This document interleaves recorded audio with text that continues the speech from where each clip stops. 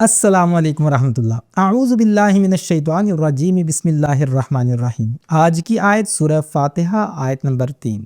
اللہ سبحانہ و تعالیٰ نے ارشاد فرمایا مالکی یوم الدین، یعنی کہ بدلے کے دن کا، یعنی قیامت کا مالک ہے۔ آج بڑے بڑے حکمران اپنی طاقت پر گھمنڈ کرتے ہیں، کوئی ایٹم بم پر نازاں ہے، کوئی اپنی معیشت کے حجم پر، کوئی اپنی فوجوں کے انبار پر، لیکن یہ سب چند دن کی کہانیاں ہیں۔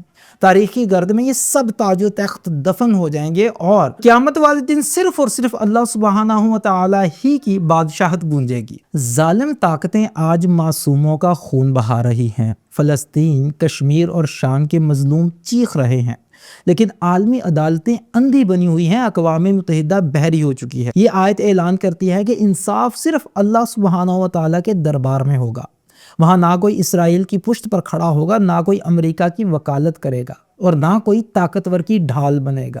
سرمایہ دار آج سمجھتے ہیں کہ دولت کے بل پر سب کچھ خریدا جا سکتا ہے، میڈیا ان کی زبان بولتا ہے، قانون ان کی مرضی سے بدلتا ہے، مگر قیامت کے دن نہ ڈالر کام آئے گا، نہ سونا، نہ چاندی، وہاں صرف اعمال کی کرنسی چلے گی۔ مسلمان آج کمزور ہیں، تقسیم شدہ ہیں اور اپنے ظالم حکمرانوں کے رحم و کرم پر ہیں، لیکن مالک یوم الدین کی یہ صدا مومن کے دل میں یقین پیدا کرتی ہے کہ یہ کھیل لمبا نہیں، انجام اللہ سبحانہ و تعالیٰ کے ہاتھ میں ہے۔ طاقت کے محور بدل جائیں گے اور حساب کے دن ہر ظالم رسوا ہوگا۔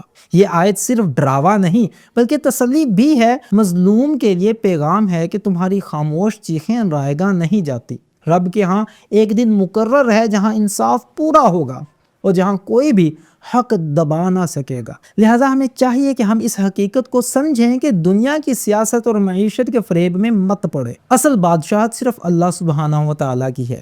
ظلم دیکھ کر مایوس نہ ہو، حساب کا دن قریب ہے۔ اپنے اعمال کی تیاری کرو، کیونکہ وہاں کوئی وکیل، کوئی طاقت تمہیں بچا نہیں سکے گی۔ امت کے زوال پر غمگین ضرور ہو، مگر یقین رکھو کہ اصل فیصلہ اللہ سبحانہ و تعالیٰ کے دربار میں ہوگا۔ اے اللہ، ہمیں ظالموں کے زمرے میں نہ لکھنا، مظلوموں کی دعاؤں کا حصہ بنانا۔ یوم الدین کے دن ہمیں اپنی رحمت کے سائے میں رکھنا اور اپنے عدل کے دن ہماری خطاؤں کو معاف فرما دینا۔ آمین یا رب العالمین۔